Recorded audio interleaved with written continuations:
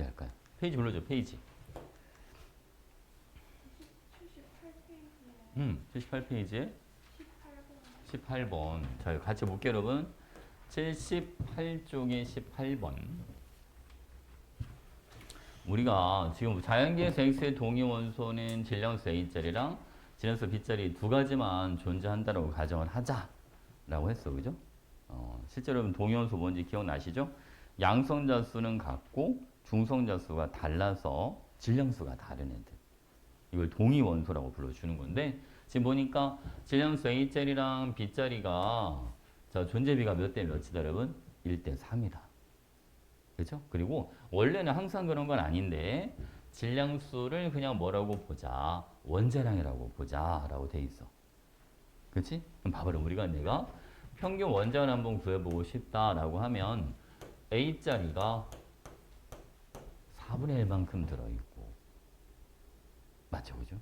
그리고 B자리가 4분의 3만큼 들어있다. 오케이? 이걸 평균 내주는 거. 이게 평균 원자량. 무슨 알겠지? 그치? 원자량에다가 존재비를 곱해주면 되는 거야. 이거를 4분의 1과 4분의 3을 바로 100분의 25, 100분의 75 이렇게 마찬가지죠. 똑같이 어차피. 무슨 알겠지? 그치? 오케이. 이게 이제 평균값이 되는 겁니다. 그래서 기억의 X의 평균 원자량은요. 4분의 A 플러스 3B가 된다. 그러니까 맞는 표현이 되시는 거야. 원자량에다가 존재비를 곱해줘라. 이해하셨죠? 오케이. 자, 그 다음 분자 X2의 존재비는 1대 9가 된다라고 돼 있잖아요. 그죠? 이건 무슨 얘기냐면 여러분, 이거는 여러분들이 이걸 기억해 주는 게 좋아요. 이건 A가 있으니까 다른 걸로 다른 문자를 쓰자. n 플러스 n 전체의 제곱. 이걸 기억해 주는 게 좋아. 알겠지? 얘는 뭐가 나와 여러분? 이거는 m의 제곱. 2mn 더하기 n 제곱이다. 이게 무슨 말인지 기억나요? 자, 봐봐. 예를 들면 지금 x2를 만드는 거야. x2. x1자 두 개가 모여서 x2를 만들 때 A자리랑 A자리가 만날 수도 있고 그치? A자리랑 B자리가 만날 수도 있고 B자리와 B자리가 만날 수도 있다. 그치? 근데 여러분 A자리 한 개가 나타날 확률이 얼마잖아요? 4분의 1이잖아.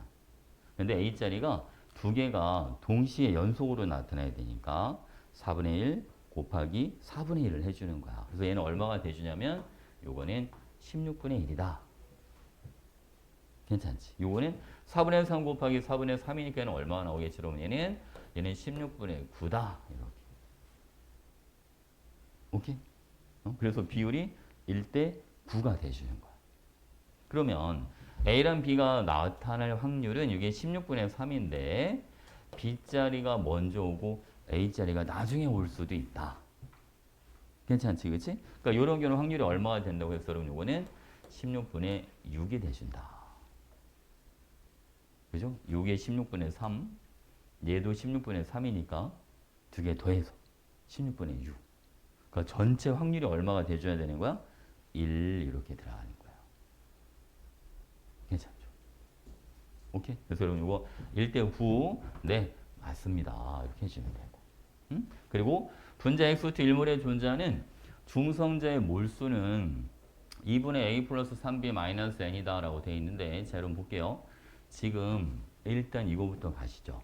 여기 들어있는 중성자 개수 구하시고 그지? 그리고 여기 들어있는 중성자 개수 먼저 구해주는 거야. 그럼 질량수 A자리에 존재하는 중성자는 여기다 씁시다. 공간이 좀 좁으니까 자 질량수 A자리에 존재하는 중성자 수는 몇 개가 돼주냐면 요거는 A-N개.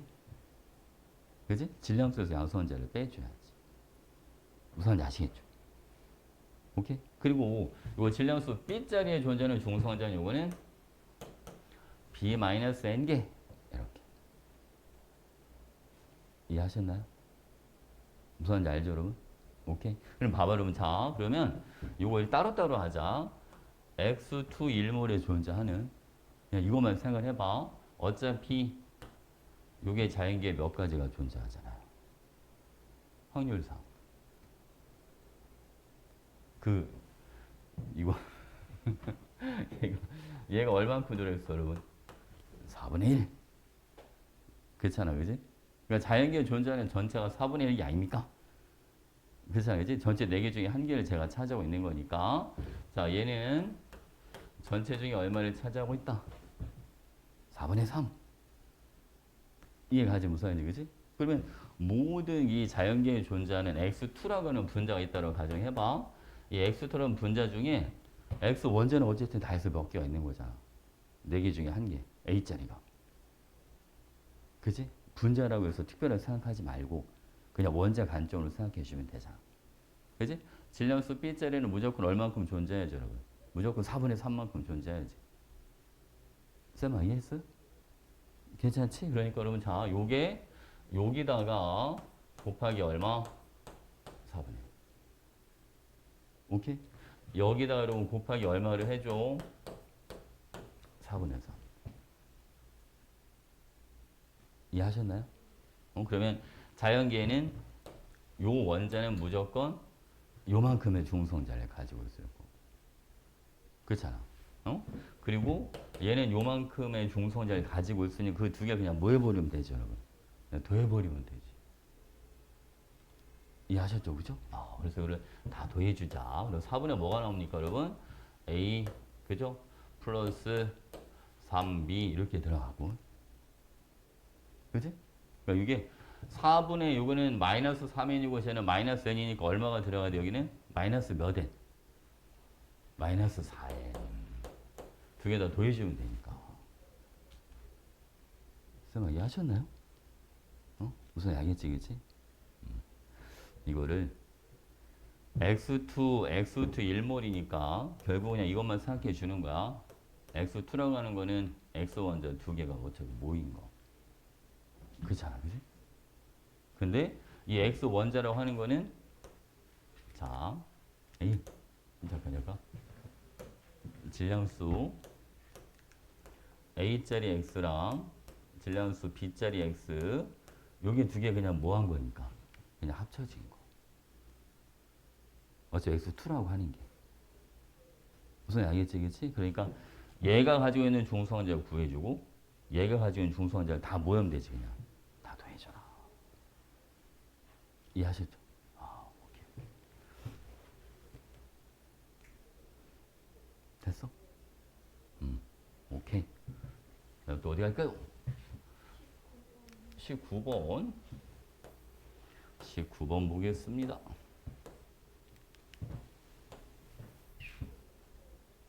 오늘 토요일은 지하에 주차장에 차가 너무 많아가지고 주차를 하기가 너무 힘들어. 그래서 쌤이 오늘 좀 일찍 나온다고 일찍 나왔는데 골프 치는 사람들이 되게 많은 것 같아 요즘은. 그지? 근데 골프 치시는 분들이 이제 워낙 가방이 무거우니까, 그지? 걸어서 오는 사람들이 없잖아. 다 차를 끌고 오잖아. 그지? 골프백을 갖고 다녀야 되니까. 지하에 거의 만차야 만차. 차를 집어넣을 데가 없어. 그래서 쌤 그냥 벽에 그냥 대충 붙여서 그냥 세워놓고 갔어. 세울 데가 없어가지고. 오늘 발음은 자, 가봅시다. 지금 용기 가와 나에 각각 들어있는 O2와 CO2에 대한 자료입니다. 라고 되어 있어요, 여러분. 자, 여기는 질량수 16자료로 만든 산소 분자가 있고요. 여기는 18자료로 만든 산소 분자가 존재한다. 그치? 그리고 여기는 지금 보니까 CO2가 나와 있어라고 해볼게요. 양성자 수비 가대나는 1대2다 라고 했으니까 한번 다 구해보도록 하겠습니다. 산소는 양성자가 몇 개씩 가지고 있냐면 8개씩 가지고 있어요. 그죠? 그러면 자, 이게 지금 O2가 여기 1몰, 여기도 O2가 1몰이니까 가에는 산소 원자가 다 해서 몇 몰이 있는 꼴이야? 총 4몰 있죠, 4몰.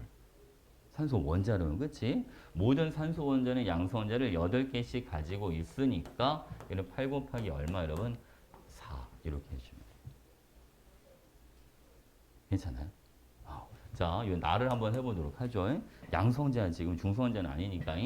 자, 여기는 여러분 이산화탄소가 다 해서 3몰이 있는 꼴입니다. 근데 여러분 이산화탄소라고 하는 거는요. 얘는 양성원자 6개, 얘는 8개씩 2개 이렇게 들어가 있지. 그치? 그러니까 총 양수원자 몇 개 갖고 있어요? 분자 하나당 22개씩 들어있단 말이에요.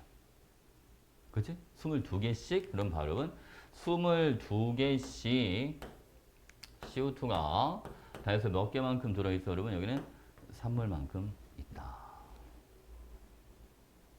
그치? 전체 이산화탄소 산물이잖아요. 오케이? 뭐 질량수가 다른 거지 뭐 양성자수 그러면 다른 건 아니니까. 그럼 이거는 32대 이건 얼마 여러분? 66 이렇게 들어. 1대2가 안 되죠. 그치? 32대 66이니까 이건 빼야 됩니다. 자, 중성자 수비 가대 나는 3대 4다라고 돼 있어. 그럼 중성자 따로따로만 구해봐야 되겠다. 그죠? 자, 여러분 여기는 중성자가 8개, 8개, 16개를 가지고 있고요. 16몰. 이렇게. 그치? 여기는 10개, 10개니까 얼마? 여기는 20몰만큼 들어있어야지. 괜찮죠? 질량수에서 양성자를 뺀 게 중성자 수가 돼주는 거니까. 자, 여기서 간을 그럼 다 해서 몇 개가 들어가 있냐면 36개가 있고. 그치? 여기는 봐봐, 여러분. 6개, 8개, 8개 이렇게 들어가. 그러면 22 곱하기 2니까 여기는 얼마 중성자가? 여기는 44개. 됐죠? 여기는 중성자 몇 개 있냐면 봐봐 여기는 8개, 10개, 여기도 10개, 여기는 28개 이렇게 들어가요. 맞지? 그치? 이거 다 더해주세요 여러분. 44 더하기 28 이건 얼마 여러분? 72가 되겠다. 그죠? 지금 잘 계산하고 있는 거 맞지? 괜찮지? 자, 볼게요. 그러면, 자, 중성자 수비 가대나는 3대 4다라고 되어 있는데, 36개랑 72개니까 3대 4아니라 몇 대 몇이 돼야지? 1대 2가 돼줘야지. 그치? 이것도 말이 안 돼요. 자, 전체 객체 질량비. 아니, 사실, 이거 어려운 건 아닌데, 그냥 일일이 계속 더하기가 좀 많다. 그지? 자, 볼게요, 여러분. 얘는 질량이, 요게 얼마야? 32. 요건 얼마, 여러분? 36. 그죠? 32 더하기 36을 해주면 됩니다. 그럼 얼마 나와? 32 더하기 36. 68 나오죠? 그지? 68. 자, 이렇게 들어가고, 요거는 중성자 봐봐. 질량수 다 더해주는 거야, 여러분. 요게 44에 2몰이니까 88에다가. 그죠? 자, 이건 얼마가 되죠? 36에 여러분 14.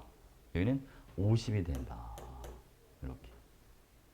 그치? 그러면 68대, 이건 얼마가 됩니다? 138이다. 그러니까 34대 뭐가 나옵니까? 69. 괜찮죠? 그래서 이거는 맞는 거다. 괜찮지?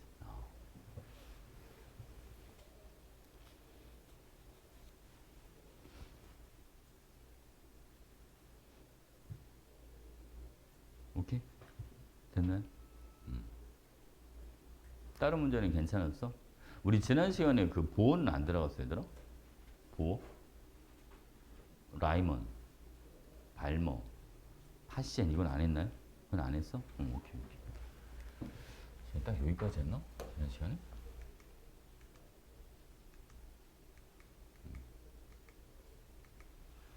그 원자 모형은 쌤이 러더포드까지만 해줬죠. 여기는 아직 안 들어갔잖아, 너. 그지? 오케이. 자, 여기도 풀어봤어요? 이 문제 풀어봤어, 안 풀어? 여기는 안 풀었어? 여기 숙제가 아니었어요? 얘기를 해줘. 숙제였어, 아니었어? 숙제는 맞아? 근데 안 푼 거야? 왜 어려워 보여서? 진짜? 자, 여기 보겠습니다, 여러분. 1번. 실력 업문제 1번 같이 보시죠. 자, 여기 봐봐. X이온과 Y이온에 대한 자료고요. 양성장기의 전해량은 1.6 곱하기 10의 마이너스 19승 쿨럼입니다. 라고 되어 있는데, 자, 먼저 여기 보시죠, 여러분. 우리가, 자, X이온에 여기 전하량이야. 라고 되어 있잖아요. 그지? 그러니까 여러분, 이온의 전하량은 뭘 나타내 주는 거냐면, 자, 우리가 만약 X가 이렇게 있다고 가정해 보겠습니다. 그럼 얘는 양이온이라는 소리 있잖아요. 이게 몇 가짜리 양이온인지를 알아보라는 거야. 자, 볼게요, 여러분. 양성장기의 전하량이 1.6 곱하기 10의 마이너스 19승인데 얘는 3.2 곱하기 10의 마이너스 19승이니까 얘는 플러스 2가 돼주는 거지. 그지? 그래서 x는 2가짜리 양이온이다. 이렇게 들어가시면 돼요. 괜찮죠? 그죠? 얘는 2가짜리 양이온이다. 자, 보겠습니다. 전자계수는 n개다. 그런 바울은 양성자는 n 플러스 2개가 되는 거예요. 왜냐? 2 플러스가 됐다는 건 전자 두 개를 뭐 했다는 뜻이잖아. 전자 두 개를 잃었다. 그래 안 그러지? 그러니까 원래 전자계수는 몇 개였어? n 플러스 2개가 돼줘야지. 지금 이온이 됐을 때 전자가 n개니까. 그치? 원자일 때의 전자계수는 이온일 때의 전자계수에다 두 개를 더해줘야지. 쌤아 이해했지? 자 볼게요 여러분. 자 질량수는 얼마에게는 2n 플러스 4 이렇게 들어간답니다. 이렇게 표현이 돼주면 되고요. 자 y는 그러면 봐봐요. y는 쟤는 음연이겠다. 그죠? 몇 마이너스? 2 마이너스. 그치? 그럼 얘는 전자 두 개를 뭐 했다? 전자 두 개를 얻어왔다. 전자 두 개를 얻어왔는데 n개가 되는 거니까 양성자는 n-2가 된다. 이해하셨죠? 아, 오케이. 그 질량수 여기는 얼마냐? 여러분, 여기는 2n 마이너스 3 이런 식으로 표현해 주면 됩니다. 자, 근데 보니까 X이온과 Y이온은 자, 비활성 기체의 전자 배치를 갖는다라고 되어 있습니다. 그지? 그러니까 비활성 기체의 전자 배치를 갖는다는 건 이런 비활성 기체가 뭐냐면 주기표 좀 뒤에 나오긴 합니다만 18쪽 원소를 비활성 기체라고 불러주는데 여기는 헬륨, 네온, 아르곤 이런 애들 얘기해 주는 거예요. 얘는 여러분 전자를 두 개만 가지고 있고요. 얘는 두 개, 8개, 얘는 두 개, 8개, 8개 이런 식으로 가지고 있습니다. 무슨 아시겠죠? 그죠? 그러니까 내가 만약에 예를 들어서 자, 봐봐 여러분. n이 누구랑 같다면 네온과 같다면 그지? 그러면 얘는 뭐가 되는 거야? 여러분 전자계수 n개가 되려면 얘는 양성자 12개짜리 자 얘는 양성자 12개짜리 얘는 양성자 몇 개짜리? 얘는 8개짜리 이런 식으로 들어가는 거야. 왜냐면 둘이 지금 전자계수 서로 뭐하니까? 같으니까 그치? 같은 비활성 기체의 전자 배치를 가져야 되는 거거든요. 쌤 이해했죠? 무슨 말인지. 오케이. 자 보겠습니다. X의 양성자 수랑 중성자 수는 같습니다. 자 볼게요 여러분. 요게 양성자 개수, 요게 질량수. 그죠? 정확하게 2배잖아. 그러니까 양성자도 n 플러스 이게 중성자도 n 플러스 개가 돼야 되는 거예요. 그러니까 맞는 표현이 되고 Y의 중성자 수는 n-1이야 라고 되어 있는데 2n- 하면서 n-1을 뭐 해주면 되는 거죠 여러분? 빼주면 되죠. 이게 y의 중성자 개수. 이게 얼마 나오니까? n-1. 괜찮지 그지? 오케이.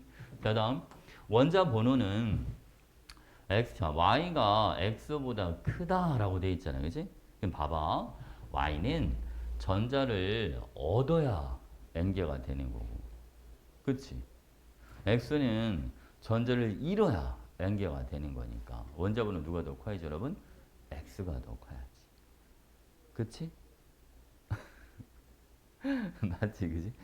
지금 만약에 내가 n을 얘를 12야 라고 가정해 주면 x는 12번이 되는 거고 y는 얘는 몇 번 되는 거냐면 얘는 8번이 되는 거지. 쌤아 이해했어? 괜찮지? 만약 n을 10이라고 잡아준다면 그러니까 원자번호 누가 더 큰 겁니까? x가 더 커야지. 그치? 지금 되는 거 맞죠? 지금 무슨 말인지 알겠지? 그죠? 그래서 원자번호는 y가 더 큰 게 아니라 누가 더 크다? x가 더 크다. 오케이? 여운가 보다. 왜 이렇게 늦게 왔어? 됐죠? 냄겨? 다음 문제를 할까요? 이거 되는 거 확실히 맞지? 자, 이번에는 다음 문제. 자, 2번 갑니다. 자, 이번에는 자, X이온 원자 YZ에 대한 자료를 나타내 준 거고요. 가나다는 아까 양성자, 중성자, 전자 중 하나입니다. 라고 돼 있어, 여러분. 자, 해볼게요. 일단은 칠판 보시죠, 여러분. 짜잔. Y랑 Z. 얘는 이온이 아니라 원자입니다. 그죠? 여러분, 우리가 중성 원자일 때는 양성자 개수랑, 그죠? 양성자 개수랑 전자 개수가 이게 서로 뭐 해야 된다? 이게 서로 같아야 됩니다. 알겠죠? 모든 원자는 양성자 수랑 전자 수가 동일해야 됩니다. 자, 그러니까 지금 보면 봐봐. 개수가 다르잖아요. 그치? 여기는 개수가 같잖아. 그러니까 다는 요거는 중성자일 수밖에 없다. 쌤아 이해하셨나요? 이게 지금 원자라서 그런 거예요. 원자라서. 아시겠죠? 자, 그리고 또 하나 봐봐, 여러분. 자, 여기 보시면 A 플러스 1이랑 B랑 이렇게 돼 있는데, 쌤, 그러면 여기서 원자 Y랑 Z는 양성자랑 중성자랑 같아야 됩니다. 라고 했으니까, 그지? 근데 지금 보면 누구랑 누구도 같아야 되는 값이 나오잖아요, 여러분. 얘랑 얘도 같은 값이 나와야 되는 거죠. 이해 가시나요? 무슨 말인지? 뭐만 알겠죠? 오케이, 봐봐. 자, 쌤만 잘 들어봐. B하고 B 플러스 1은 절대로 같은 값이 될 수가 없어. 맞지, 그지? 근데 A 플러스 1하고 B는 이거는 같은 값이 될 수도 있지. 쌤만 이해 가죠? 오케이, 오케이. 됐지? 그러니까 여러분, 지금 반은 중성자 이렇게 들어가는 거. 오케이? 그럼 이제 쌤만 잘 들어보세요. 그럼 얘들아, A 플러스 1이랑 B가 같으니까 A랑 B 중에 누가 더 큰 거야? A는 B 마이너스 1이니까 누가 더 큰 거야? A와 B 중에. B가 더 크지. 그치? B가 더 크잖아. 그치? 그럼 봐봐, 여러분. 자, X이온입니다. 자, X이온은 전자를 한 개 뭐 했다? 얻어왔다. 그치? 전자를 하나 얻어왔으니까 양성자랑 전자랑 이제 누가 더 많아져야지. 전자가 더 많아져야 되잖아. 그래 안 그래? 그치? 근데 A하고 B가 지금 분명히 가고 나가 양성자 아니면 전자 둘 중에 하나거든. 그치? 근데 B가 A보다 뭐 해야 되니까? 커야 되니까. 그치? 얘가 누가 되는 거 여러분? 요건 전자. 가는 누가 돼주고 요거는 요게 양성자 이렇게 들어가는 거지. 쌤아 이해했어요? 되는 거 맞죠, 여러분? 오케이. 자, 그럼 보겠습니다. 가는 양성자입니다. 네, 맞습니다. Y랑 Z는 동위 원소입니다. 라고 되어 있는데, 봐봐, 여러분. 우리가 동위 원소라고 하는 거는, 자, 이걸 보면 돼, 이거. 어차피 원자니까. 전자수가 같네. 양성자 수도 뭐 하다는 얘기잖아요? 같다.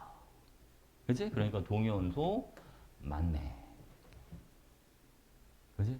모든 중성 원자는 양성자 수랑 전자 수랑 똑같은 거야. 자, 뒤에 갑니다. X와 Z 중 질량수가 가장 큰 것은 Y다 라고 되어 있는데, 자, 이런 질량수를 보면, 자, X이온은 얘는 질량수 여기다 적어줄게요. 자, 얘는 EA. 양성자랑 중성자랑 더해주면 되니까. 여기는 얼마나 나오면 여기는 2B 플러스 1. 맞죠? 그지? 그리고 이건 여러분 누구랑 같냐면 얘랑 얘랑 더해주면 된다. 이거는 자 이거는 2A 플러스 얼마? 2 이렇게 되더라. 오케이? 됐죠? 그리고 아까 A는 B만 아니면 B 자리에다가 이걸 넣어줄까?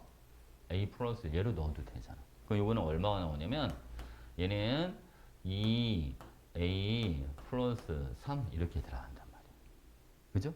그러니까 질량수 크기가 X이온은 2A, Y는 2A 플러스 3, Z는 2A 플러스 2 이런 식으로 들어가는 거지. 그치? 그러니까 질량수 누가 제일 크다? Y가 제일 크다. 이해하셨죠? 되는 거 맞지? 그러니까 우리가 이거는 꼭 알고 있어야지, 여러분. 봐봐. 중성 원자에서는 양성자수랑 전자수랑 무조건 뭐 해야 된다? 이거는 무조건 서로 같아야 된다. 응? 사실 이거 하나로 푸는 거죠, 그냥. 약간 좀 수식이 들어있긴 합니다만. 됐지, 그치? 오케이. 된 거죠? 댐겨? 여러분 아침이라, 다들 이렇게 기운들이 좀 없어 보이네요. 얘는 3번 가볼까, 여러분? 3번.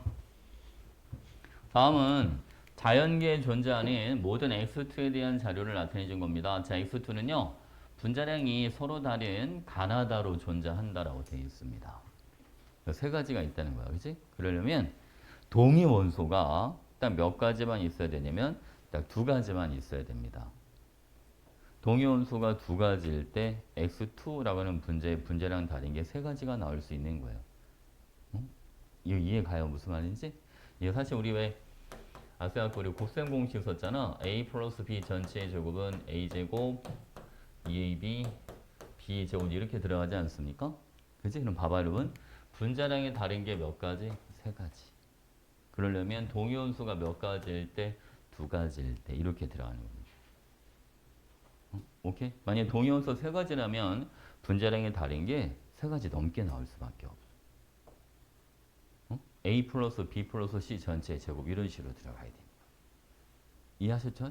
오케이. 그래서 여러분, 자, 분자량이 다른 게, 이게 분자량이 다른 게 세 가지가 있으니까 X는 동위원수가 딱 이제 두 가지가 이제 존재하는구나. 그렇지? 그리고 X2의 분자량은 가나다 순서다라고 되어 있습니다. 자, 그리고 자연계에서 가의 존재 비율분의 나의 존재 비율이 3분의 2다라고 되어 있단 말이야. 그죠?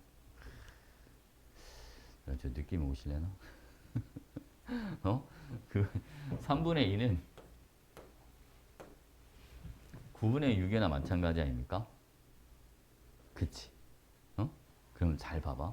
봐봐, 여러분. 자, 내가 여기서 분자량이 가나다 순서라고 했으니까 얘가 분자량이 제일 큰 거, 알겠지? 여기에 분자량이 두 번째인 거, 얘가 분자량이 제일 작은 거 이렇게 한번 해볼게.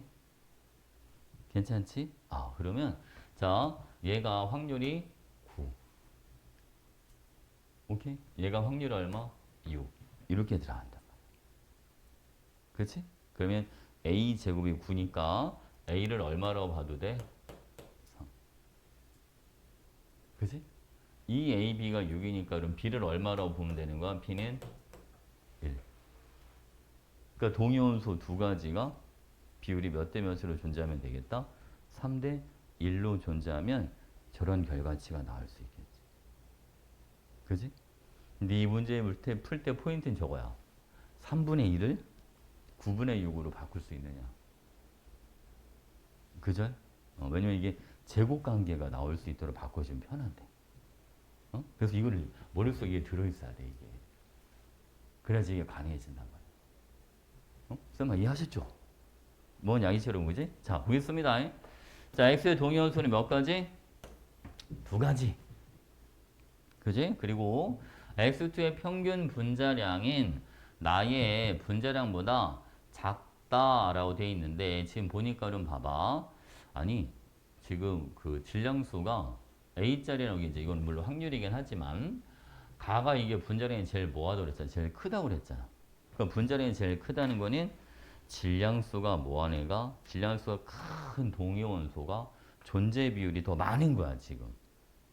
그치? 이게 지금 비율이 몇 대 몇으로 들어있어야 되는 3대 1로 들어있어야 되는데 원자량이 큰 게 더 존재비가 크단 말이지. 그럼 평균값이 어디로 쏠릴 수밖에 없지. 가쪽으로 더 쏠릴 수밖에 없잖아. 이해하셨어요? 무슨 말인지? 그래서 X2의 평균 분자량은 나의 평균 분자는 작은 게 아니라 뭐 할 겁니다. 더 크게 나와야 되겠다.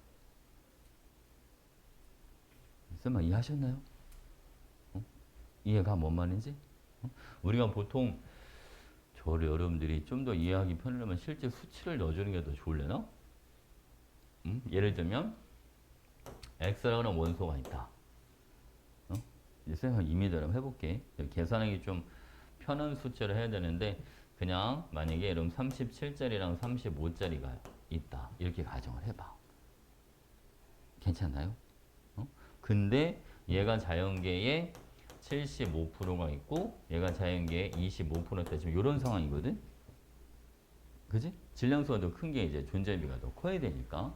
무슨 알겠죠? 그 얘는 이거를 평균 원자량 구해주면 얼마 나올 것 같아요, 여러분? 얘는 평균 원자량은 36.5가 나올 거예요. 이게 왜 36.5가 되냐면 봐봐. 자, 이렇게 딱 4등분을 하는 거야. 이런 식으로. 그래서 여기는 37짜리가 있습니다. 35짜리, 여기는 36짜리. 그러면 37쪽으로 몇 칸을 가자? 3칸. 그지? 그리고 35쪽으로 몇 칸? 여기 한 칸, 요게 딱 평균값이 나와. 이 평균값이 얘가 얼마나 되냐면 이런 식으로 들어. 우선 아시겠죠? 그죠?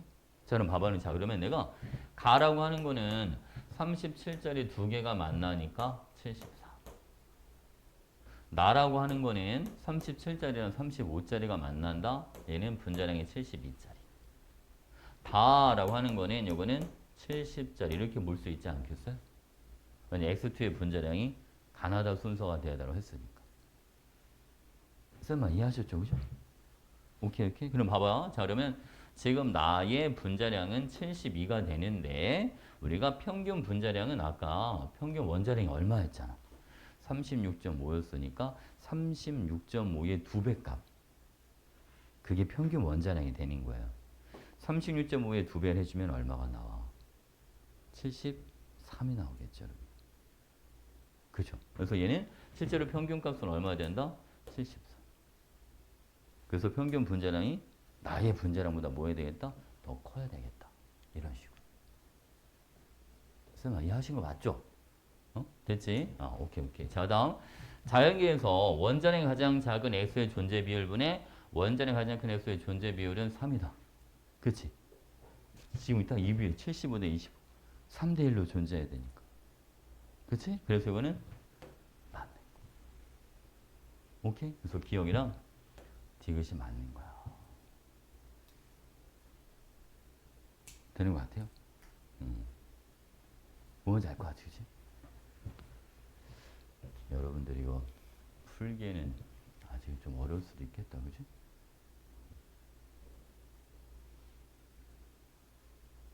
재영아, 이해했어?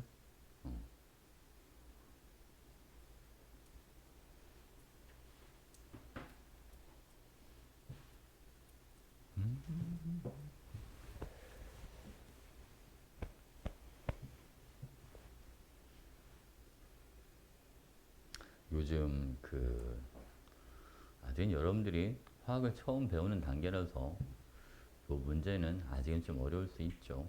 그렇지? 이건 이제 우리가 수능을 볼 때 그 준킬러라고 하는 건데, 이제 시간을 끌기 위해서 문제를 만든 것들이에요. 그러니까 확률이 좀 들어간다든지, 아니면 계산을 좀 복잡하게 만든다든지, 알겠죠? 이런 식으로 해서 약간 시간 압박을 좀 느끼도록 하기 위해서 만든 문제들.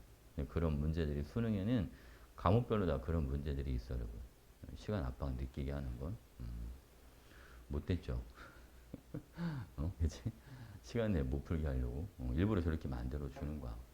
자, 이번에 여러분 4번 문제 보겠습니다. 자. 으쌰. 여러분 이번엔 일정 온도로 압력에서 용기 가반하에 들어있는 혼합기체에 대한 자료입니다. 라고 되어 있습니다. 자, 여기 보시면 자, 같은 온도 같은 압력입니다. 라고 되어 있고요. 일단 요거부터 잡고 갈게요. 여러분 부피비가 몇 대 몇이다? 2대 1이다. 같은 온도 같은 압력에서는 부피비가 바로 무슨 비가 돼줍니다? 기체 몰수비 이렇게 들어가는 거예요. 이게 아보가드로 법칙이잖아. 그지? 같은 온도 같은 압력에서 모든 기체는 분자수만큼 부피를 차지한다. 그러니까 지금 부피비가 2대 1이니까 가에 들어있는 전체 기체 몰수는 나에 들어있는 전체 기체 몰수의 몇 배가 돼야 되는 겁니다, 여러분? 2배가 돼줘야 됩니다. 이해하셨죠? 그럼 봐봐요. 지금 얘랑 내가 지금 현재 몇 몰씩 있으니까 X몰씩 있으니까 여기에 들어있는 O2는 여기 들어있는 요거 H2O 수증기 있잖아요. 요거보다 얘가 훨씬 더 많아야 돼, 그치? 많이 하셨죠? 오케이, 오케이. 많이 봐봐. 얘가 여기를 내가 M몰 여기는 n몰이라고 잡아주면 그치? 봐봐 여러분 n 플러스 x는 2배가 돼야 된다. 뭐의 2배? n 플러스 x의 2배. 돼, 안 돼? 무슨 알겠지, 그지? 왼쪽에 있는 전체 기체의 몰수가 오른쪽에 있는 전체 기체의 몰수 몇 배? 2배. 왜? 부피가 몇 대 몇이니까? 2대 1이니까. 된 거죠? 오케이. 자, 그럼 볼게요, 여러분. 자, 가에 들어있는 질량수 16짜리 산소 원자수분에 나에 들어있는 질량수 16짜리 산소 원자수가 3분의 1입니다. 라고 되어 있는데, 자, 볼게요, 여러분. 가에는요, 여기 산소 원자가 2m. 그치? 2m만큼 있는 거예요. 자, 나에 들어있는 질량수 16짜리 산소 원자, 여기 봐봐, 여러분. 여기 x몰만큼 있죠? 여기는 얼마큼? m몰만큼 있죠? 여기는 m 플러스 x. 이게 몇 분의 몇이다? 그러면 방정식이 2개가 나오잖아. 그치, 그치. 그럼 m과 n의 관계를 찾아낼 수가 있겠네. 그렇지 않겠습니까? 한번 해볼까요, 여러분? 자, 이거부터 한번 해보자. 자, m, 그죠? 다 x로 바꿀 거야. 마이너스 2n은, 여기는 x다. 정리해주면, 그죠? 맞지? 아, 오케이. 자, 이것도 한번 정리해볼게요, 여러분. 얘는, 자, 2m은 3n 더하기 3, x 이렇게 들어가니까 2m 마이너스 3n은 여기는 몇 x? 3x. 이렇게. 그치? 그럼 m과 n을 다 x로 바꾸자. 여러분, 여기다 우리 요 식에다 2배 할까요? 2m 마이너스 4n은 여기는 2x 이렇게. 괜찮지, 그지? 자, 빼줘. 짠. 빼면 뭐만 남습니까, 여러분? n은 얼마? n은 x다. 그죠? n은 x. 이렇게. 그 m은 얼마가 된다, 여러분? m은 3x다. 이해하셨죠? 그래서 여러분, 얘가 3x몰, 요거는 x몰 이렇게 들어가는 거. 그래서 가는 다 해서 4x몰, 나는 다 해서 2x몰 이렇게 들어가는 거지. 그렇지? 그러니까 전체 2배 딱 나오잖아. 오케이? 자, 보겠습니다, 여러분. 다 찾아놨어요. 자, 가에 들어있는, 자, O2 분자수분에, 그리고 나에 들어있는 수증기 분자수는 3분의 1이 된다. 그죠? m이 3x고 n은 x니까, 네, 맞습니다. 이렇게 들어가는 거지. 그치? 찾아놨죠. 3x, x. 그러니까 3분의 1이지. 괜찮지? 오케이. 자, 두 번째 할게요, 여러분. 전체 중성자 수비 가대 나는 17대 8이 된다라고 되어 있습니다. 자, 여러분 중성자가 어떻게 돼주냐면 얘는 중성자가 16개씩. 그지? 여기 3x 3개라고 하자. 그러면 보세요, 여러분. 16 곱하기 3 더하기. 자, 아래는 산소가 중성자를 10개, 10개니까 20개를 갖고 있거든요. 여기는 20 곱하기 얼마? 1 이렇게 들어가죠. 됐지, 그치? 요거 돼. 자, 나를 한번 볼게요. 자, 여기는 중성자가 6개, 그죠? 여기는 8개, 여기는 몇 개짜리 여러분? 여기는 10개짜리 이렇게 돼. 그죠? 다 더해주면 몇 개야? 24개지? 그지? 여기는 24 더하기, 그죠? 여기는 중성자가, 얘는 중성자 없는 거 아시죠, 여러분? 여기는 8개가 있어요. 이렇게. 산소만 중성자가 있으니까. 그지? 이거 다 더해주면 됩니다. 48은 20이니까 68, 그지? 여기는 32 이렇게 들어가면 되겠네요. 이렇게. 그치? 4로 나눠지잖아, 얘들아. 그럼 17대 얼마? 8. 된 거죠? 얘도, 여기 보기가 좀 짜증난다, 그죠? 밀도비는, 이거는 서로 막 혼합기체가 들어있으니까 전체 몰수가 부피가 되는 거고, 아니면 약간 부피가 2대 1이라고 했으니까 분모는 2와 1이 들어가주면 되고요.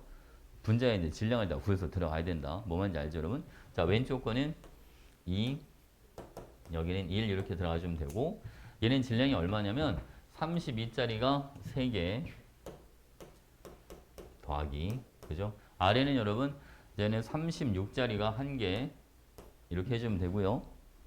자, 오른쪽은 여기는 12, 16, 18 이렇게 들어가니까 제가 얼마나 여러분? 46짜리입니다. 얘는 46짜리가 한 개. 이렇게. 그치? 그리고 18짜리 한 개. 이렇게. 된 거죠. 그죠? 여기 여러분 96에다가 36을 더해 주세요. 저거 비율을 구해야죠, 여러분. 90 더하기 36 나누기 2입니다. 저거 48에 18을 더해줘도 되겠다. 그렇지? 그럼 66이 나오겠네요. 얘는 66대 여기는 46 더하기 18이니까 저는 얼마가 됩니까? 는 60. 얘는 64. 얼마죠? 64인가요? 그죠? 64. 됐지, 그지? 그러니까 33대 32. 이렇게. 더하기가 너무 많다, 그지? 더하기 빼기가 너무 많아. 된 거죠? 이렇게 해주면 됩니다. 내가 볼 때 여러분 뒤에 뭐 보기 기억 니은 이것을 해결하는 거는 다 뭐 더하고 빼고 곱하고 이것만 해주면 되니까 그거는 큰 문제가 안 될 것 같고 여러분들이 요 식을 세울 수 있느냐, 그치? 요게 제일 중요하죠. 그렇잖아, 그치? 저기는 O2가 몇 몰인지 H2가 몇 몰인지를 찾아낼 수 있어야 되는 거예요. 응? 괜찮지, 그치? 약간 그 여러분들이 그 중학교 때 배웠던 그 방정식 세우고 약간 그런 류의 문제 같지 않습니까? 꼭? 약간 그런 느낌이 좀 있지. 여러분 친숙하죠 이거? 친숙하지 않아요? 재영아 친숙하지? 그치? 뭐 수학하는 거 같지 않았고? 그치? 중학교 때 수학 배우는 느낌 나지 않습니까? 약간 확률 쪽에 살짝 그래. 자, 이제 우리 화학 수렁을 좀 해볼까? 여러분 보호의 원자 모형 80페이지 가보겠습니다.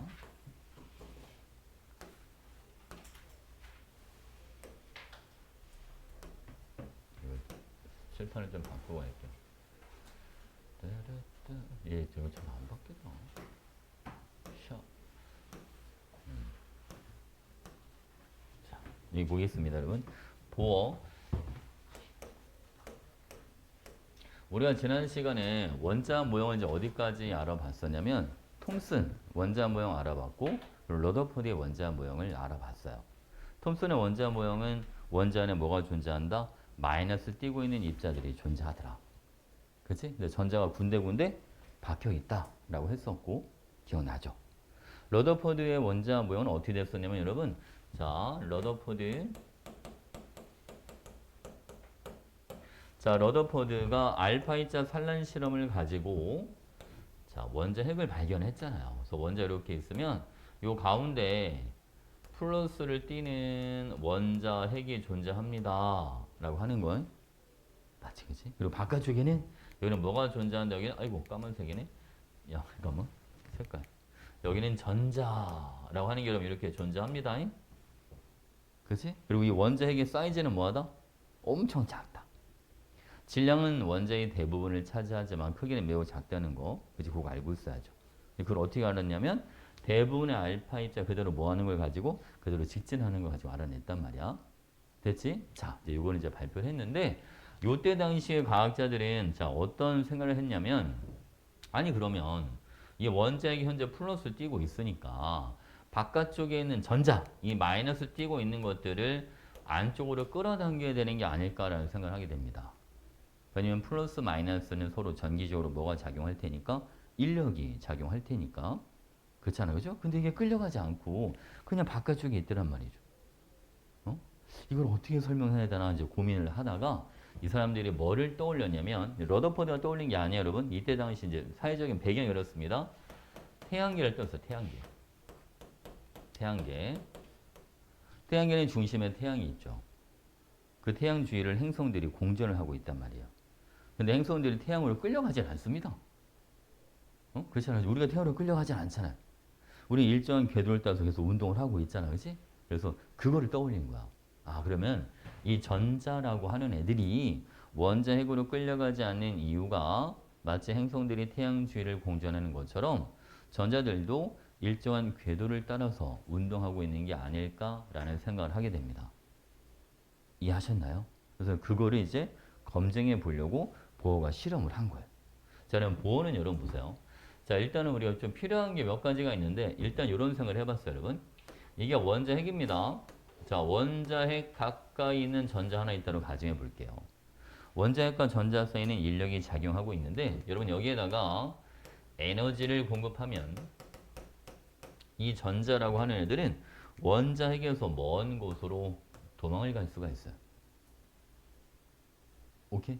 봐봐. 여러분 내가 마치 힘을 줘서 지구에서 중력장이 작용하는 곳에서 물체를 위로 던져 올렸단 말이야. 그지? 에너지를 주면 위로 올릴 수 있잖아요. 그죠? 근데 내가 만약에 공을 위로 던져 올렸다고 가정해 봅시다.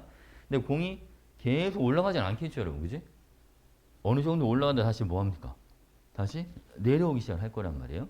그것처럼 이 전자라고 하는 애들도 올라갔다가 다시 뭐 하냐면 다시 내려옵니다. 알겠죠? 이렇게 내려와요. 자, 내려올 때는 에너지의 차이가 있으니까 이 에너지를 방출해 주는데 이 에너지를 빛이라는 형태로 방출해 준다. 가능하십니까? 이 원리가 이 교실에도 마찬가지고 우리 주위에 있는 모든 전구의 원리와 동일합니다. 형광등, 백열등 이런 LED도 다 마찬가지인 거예요. 오케이? 전기 에너지를 공급해주면 물질을 이루고 있는 전자들이 모였다가 원자에서 멀어졌다가 다시 원자로 끌려가면서 에너지 차이가 생기지 않습니까? 그 차이만큼 에너지를 방출해 주는데 그게 빛으로 나오는 거야. 그게 모든 전구의 원리입니다. 무슨 알겠죠? 그죠? 그러면 이런 거 우리 교실에 있는 건 이런 LED라고 하는 건데 LED 같은 경우는 좀 더 쉽게 전자가 올라갔다 내려오게끔 만들어주는 거야. 그러니까 전기 에너지를 살짝만 줘도 전자가 쉽게 모였다가 원자에서 멀어졌다 다시 떨어지도록. 무슨 아시겠죠? 그러면 전기를 조금만 쏘도 빛을 밝은 빛을 얻어낼 수 있단 말이에요. 그런 걸 LED 등이라고 하는 거야. 그런 게 에너지 효율이 높다라는 표현을 쓰는 거죠.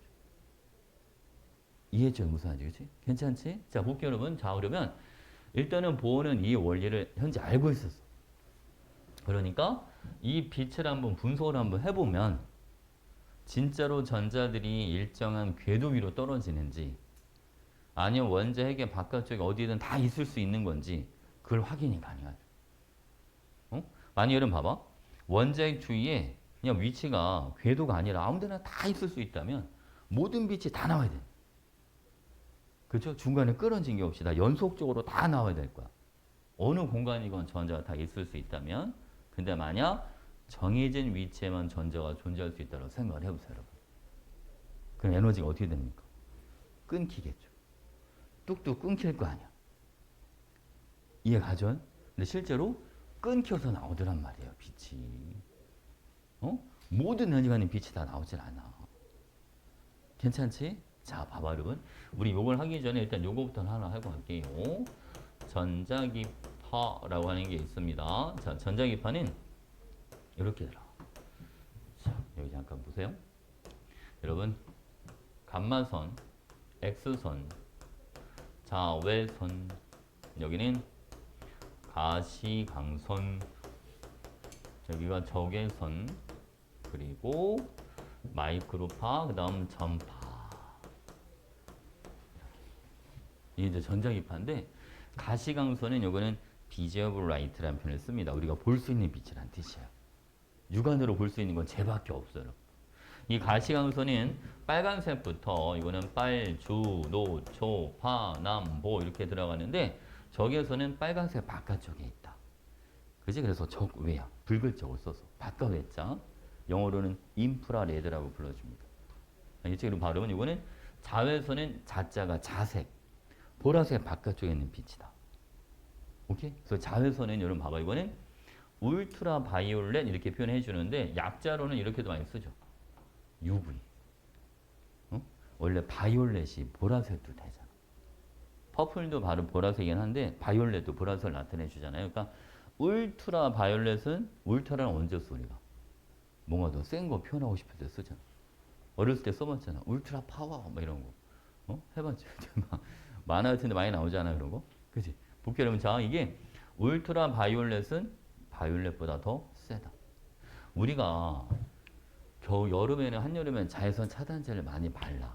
얼굴도 그렇고 몸에도 그렇고, 그치? 적외선 차단제라고 하는 거 여러분 들어본 적 없죠? 얘는 적외선 차단제는 세상에 존재하지 않습니다. 어? 필요가 없거든요. 왜? 적외선은 해롭지가 않아. 에너지를 많이 갖고 있지 않으니까. 근데 자외선 에너지를 많이 갖고 있으니까 인체에 해로워. 그래서 얘를 차단하려고 하는 거잖아. 그치? 자, 이게 무슨 얘기를 하는 거냐면, 여러분, 왼쪽으로 갈수록, 엑소선, 저 뼈 사진 찍을 때. 그지? 막, 감마선, 이런 거는 뭐, 암세포 죽이거나 이럴 때 쓰는 게야, 감마선. 왼쪽으로 갈수록 에너지의 크기가 점점 커지는 거예요. 그지? 점점 세지는 거 에너지가 얘들아. 이거 알고 있어야 돼. 그리고, 자, 쌤 손을 잘 봐봐. 이게 쌤 손을 지금 매질이 진동하는 걸로 봐봐. 이제 파동이 이렇게 진동을 하는 거야. 알겠죠? 이런 건 진동수가 좀 작은 거야. 이런 거랑 이 진동수가 좀 많은 거야. 여러분 볼 때는 보세요. 이 파동이 에너지가 많아 보여? 아니면 이 파동이 에너지가 많아 보여? 첫 번째 거, 두 번째 거. 대답 안 할게요? 다시. 이게 에너지가 많아 보여? 이게 많아. 힘들어. 어떤 게 더 많아 보여? 진동수가 뭐한 애들? 큰 애들이 더 많아 보이지. 그치? 이게 에너지랑 진동수랑 서로 비례해. 에너지가 큰 빛일수록 진동수를 많이 갖고 있단 말이야. 알겠죠? 이거를 공식으로 외우려면 잘 안 해보죠. 근데 너무 당연하잖아, 이거는. 그지? 봐봐, 우리가 파동 있지, 파동. 파동을 보면, 봐봐, 이런 파동이 올라갔다가, 내려갔다가, 올라갔다가, 내려갔다, 이런 식으로 되잖아, 그지? 이 파도의 우리가 꼭대기를 여기를 마루라고 불러주는 거 알지? 마루? 그럼 마루에서 여기 마루까지 길이를 얘를 람다라고 해준단 말이야. 이걸 파장이라고 하는 거지. 그럼 봐봐 여러분. 자, 진연수가 큰 빛은 보세요. 마루 금방금방 오지. 그러니까 마루에서 마루까지 길이가 짧아. 에너지가 큰 빛일수록 람다 파장은 뭐한다? 짧아진다.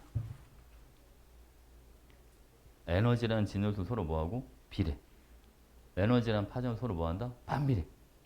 괜찮아요? 만약 혹시 여러분들이 물리를 지금 선행하고 있는지는 모르겠지만 물리 공부를 해봤다면 파동 에너지는 플랑크 상수 곱하기 진동수다. 아마 이런 식으로 들어봤을 거예요. 물리 선행하고 있나? 그리고 파동 에너지는 플랑크 상수 곱하기 자 람다분의 C다. C가 빛의 속도입니다. 파장분의 빛의 속도. 오케이. 자, 물리에서는 이 공식을 외우라고 알려주실 거야, 선생님들이. 근데 화학은 이 공식 안 외워도 괜찮아. 안 외워도 되는데, 단, 이 의미는 알고 있어야 돼. 파동 에너지랑 진동수 서로 뭐한다? 비례. 알겠지? 에너지랑 파장은 서로 뭐한다? 반비례. 괜찮죠? 된 거지? 오케이. 자, 요번에는 여러분, 이거 동현아 이따 쓸 시간 따로 줄게요. 요번에 우리 가자. 이제 봐봐. 이제 실험을 어떻게 했는지 봐봐. 이렇게 생긴 방정관이 하나가 있는데, 자, 이건 방정관.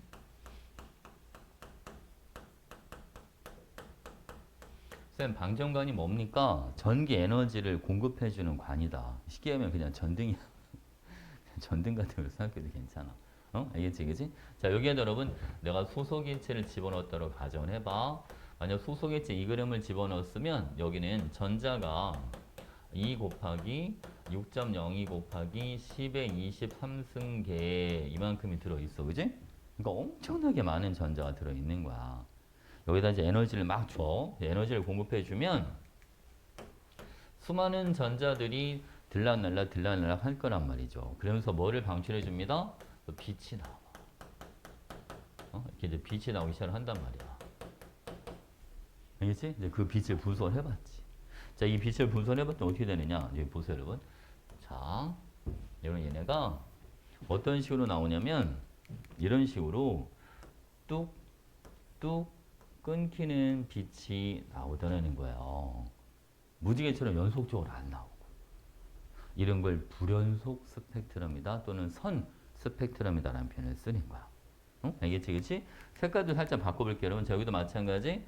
이런 식으로 끊어지는 빛이 나와. 오케이? 하나만 더 해볼게. 자, 여기도 마찬가지. 이런 식으로 여러분 연속적으로 나오질 않고 불연속적인 빛이 나오더라. 괜찮나요? 자, 내가 일부러 색깔 이렇게 맞춰준 건데 왼쪽으로 갈수록 간격이 점점 좁아지는 거 보이죠, 여러분? 이거 간격을 좀 알고 있어야 된다. 간격이 좁아지는 쪽으로 갈수록 빛이 가진 에너지가 커진다. 오케이? 그리고 진동수도 당연히 그럼 뭐 하겠다? 커지겠다. 람다 파장은 짧아지겠다. 이걸 알고 있어야 돼. 알겠죠? 간격이 좁아지는 쪽으로 갈수록 에너지가 더 커진다는 거 이해하셨죠? 오케이. 자, 이거를 이렇게도 알아볼게요, 여러분. 일단은 이 실험 결과를 바탕으로 이건 알고 가야 됩니다. 전자는 일정한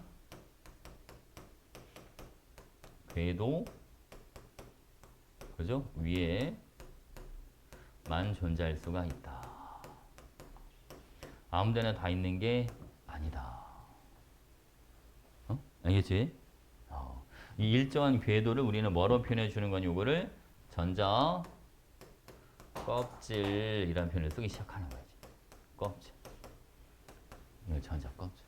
그러니까 전자 껍질 개념이 처음 나온 게 보호 때부터다라고 생각해 주시면 돼. 알겠지? 그래서 이 껍질과 껍질 사이를 왔다 갔다 할 때는 에너지를 흡수하거나 에너지를 방출하게 되는데 안쪽 껍질에서 바깥쪽 껍질로 갈 때는 에너지를 뭐 해야 되고? 흡수. 바깥쪽 껍질에서 안쪽 껍질로 내려올 때는 에너지를 방출. 이렇게 들어가는 거야. 무슨 알겠죠? 됐지? 자, 볼게요, 여러분. 우리가 껍질을 보게 되면 껍질을 이렇게 그릴게요. 원자 핵이 있잖아요, 여러분. 껍질 일부만 그려볼게. 와이파이 아니야? 자, 이게 여러분 K, L, M, N 이런 식으로 가요. 알파벳 K부터 시작하는 거, 껍질. A부터 시작하지 않고. 그래서 왜 하필 K입니까? 이게 사실은 혹시 아직 발견하지 못한 껍질이 있을까봐 알파벳을 그냥 비우는 거야. 큰 의미 없어, 그러니까. 알겠죠? 자, 볼게요, 여러분.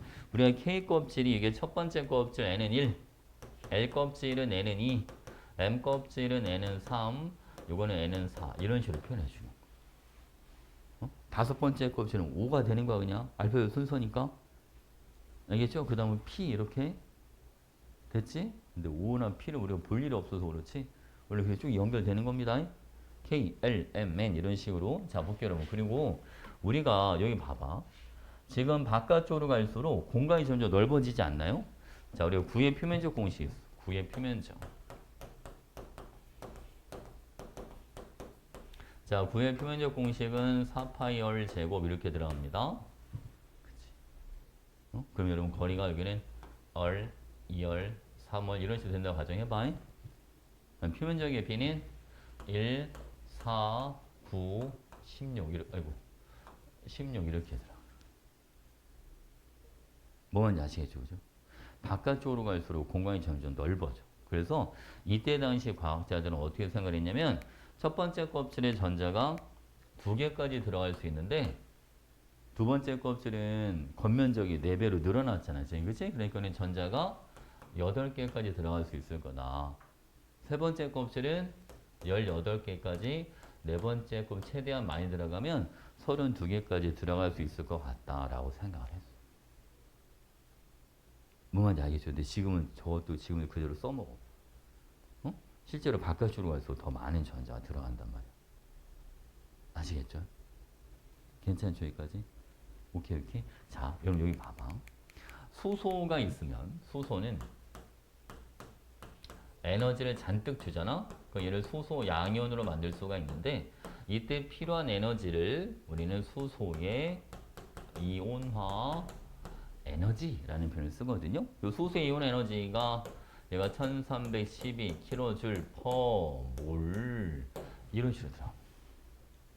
1312kJ/몰. 이게 이제 1몰의 수소 원자에서 1몰의 전자를 떼어낼 때 저만큼의 에너지가 필요하다는 얘기야. 자, 지금 이거를 이 얘기를 왜 해주냐면 이때 당시에 이 실험을 이제 하고 나서 원래 이제 항상 그런 게 있어. 그 시대적 배경에 따라서 뭐 그때 막 유행하는 그 실험들이 있단 말이야. 그지? 우리도 한 몇 년 동안은 거의 막 생명공학자들이 웬만한 사람 다 백신이라든지 아니면 치료든 그거 개발하는데 거의 다 몰두하지 않았겠어요? 그랬을 거 아니야. 코로나 때문에, 그지? 그러니까 이때 당시에는 다 저기에다 달려든 거지, 이제. 물리학자나 화학자들이. 그러니까 되게 많은 사람들이 저거 연구를 하기 시작했을 거 아니야. 저 빛에 대해서. 어떤 빛이 나올까 막. 그죠, 그죠? 봐봐, 여러분. 그 빛이 이게 한 사람이 다 연구해서 그 결과만 나온 게 아니라 이제 여러 사람의 결과를 이제 종합적으로 이제 나타내 주는 거야. 자, 봐봐, 여러분. 우리가 몇 시야?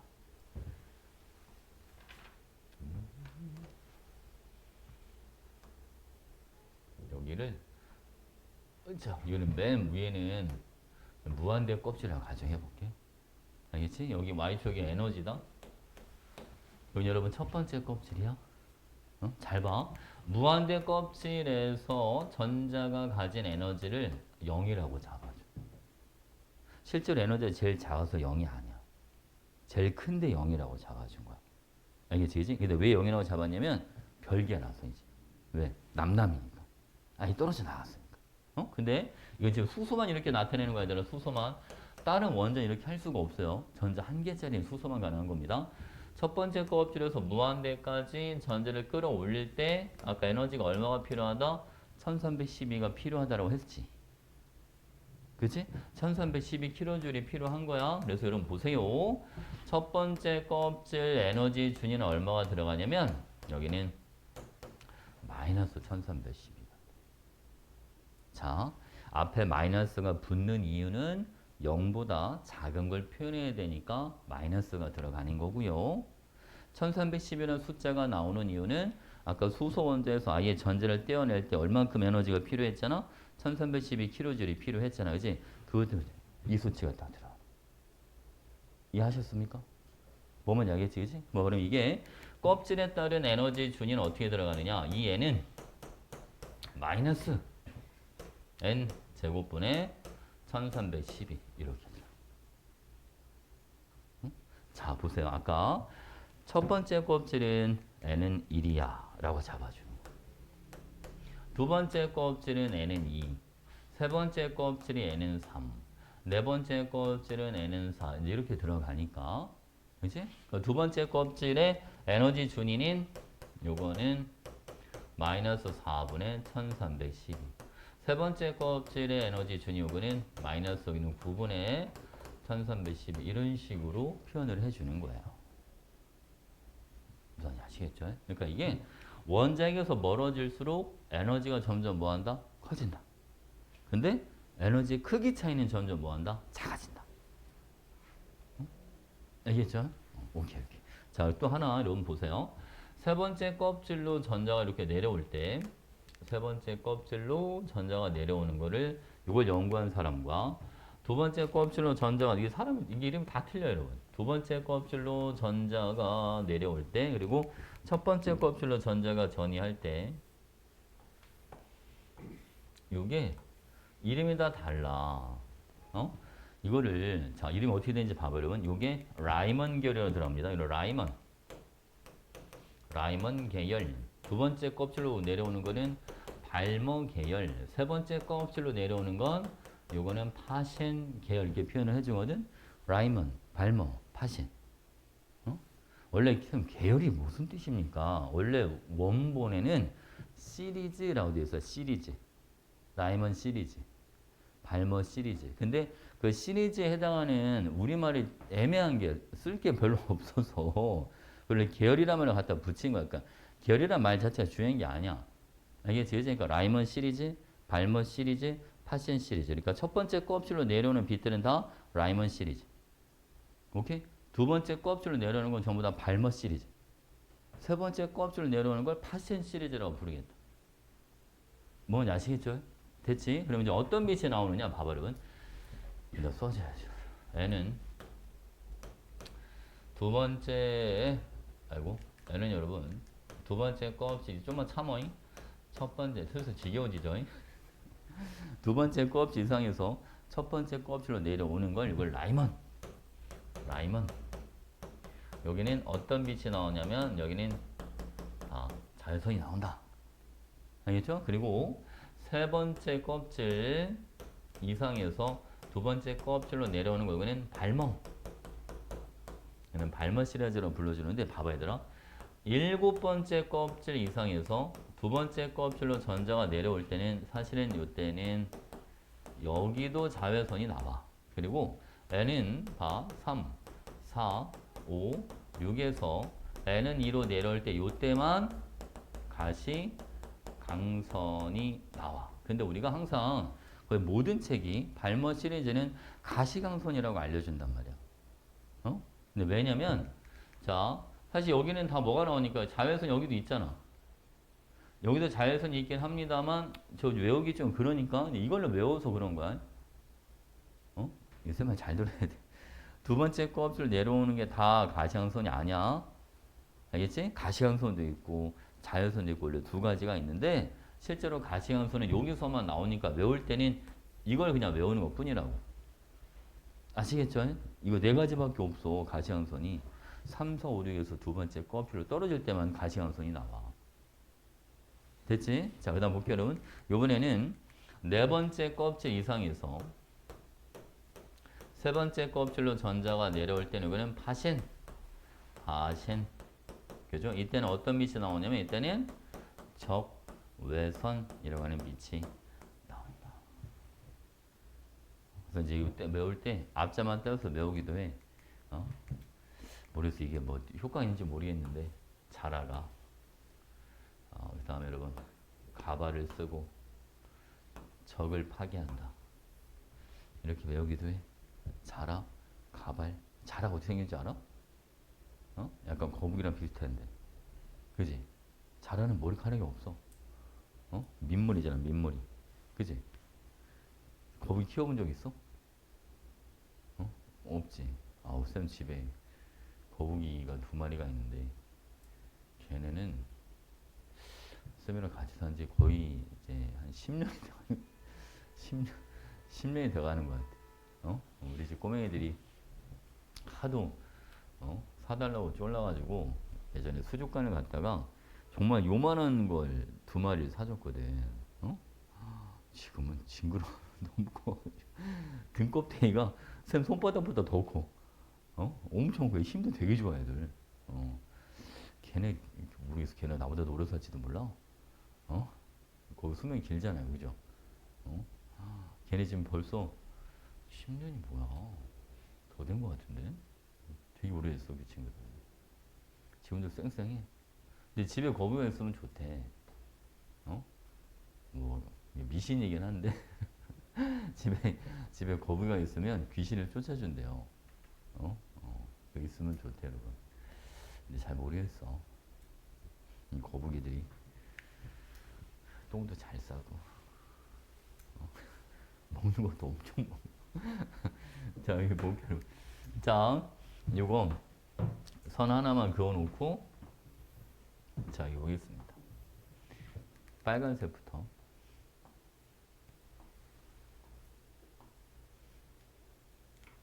얘들아, 슬슬 졸리지?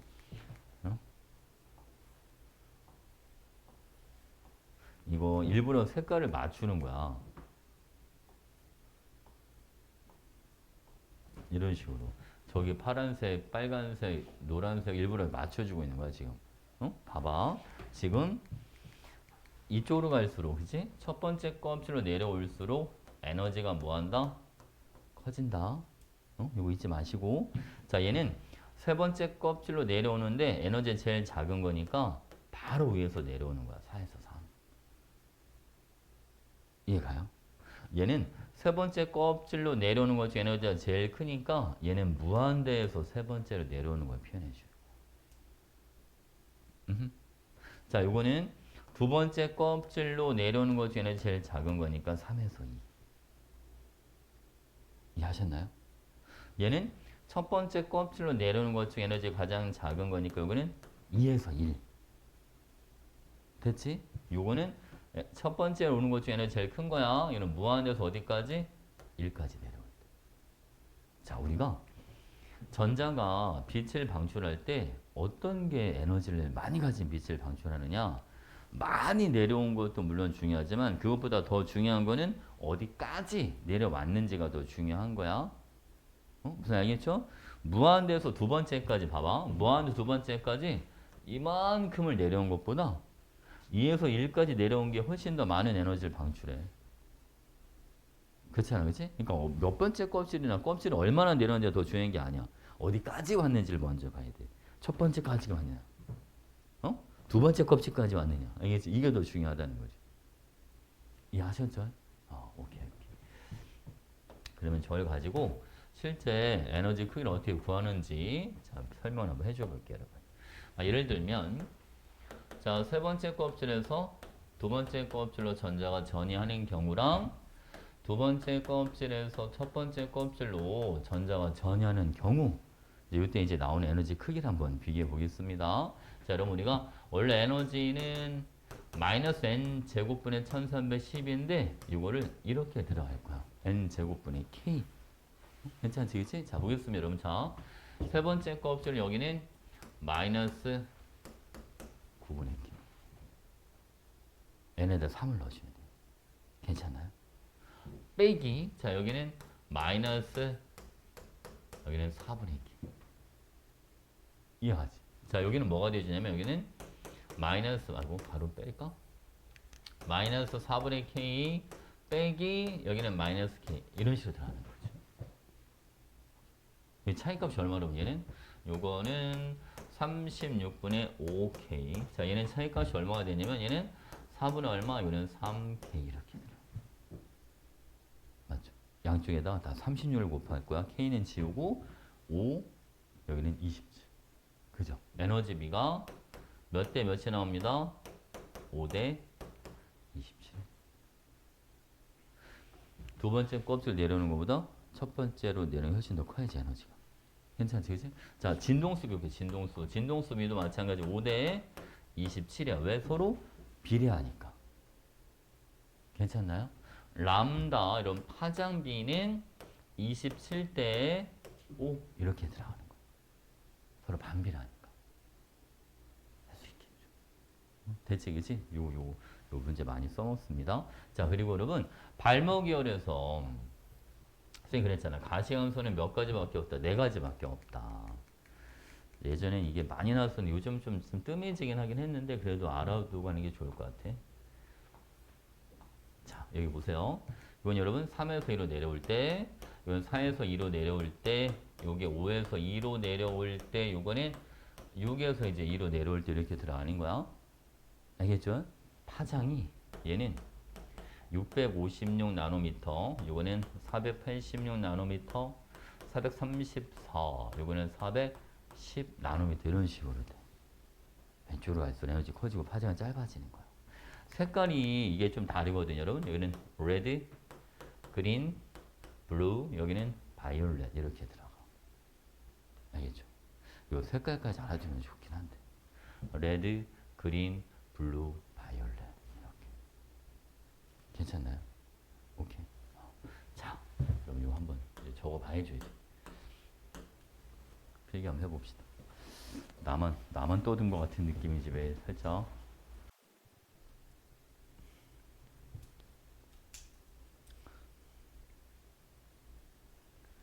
여기 거의 마지막에 여기 쓰나 보다, 그지? 예전에 요거 갖고도 시험 문제 되게 많이 나왔었는데. 동윤아, 다 썼어? 오케이. 자, 여기 보겠습니다, 여러분. 자, 어디를 보시냐면 82페이지입니다. 82페이지.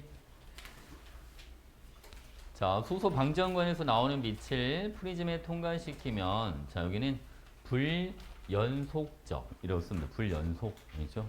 불연속적인 선으로 나타나더라. 그렇죠? 불연속. 다음 전자가 원운동하는 궤도로 원자핵 이온이 2번은 여러분 전자 껍질, 이거는 전자 껍질이라는 표현을 쓰면 되고요.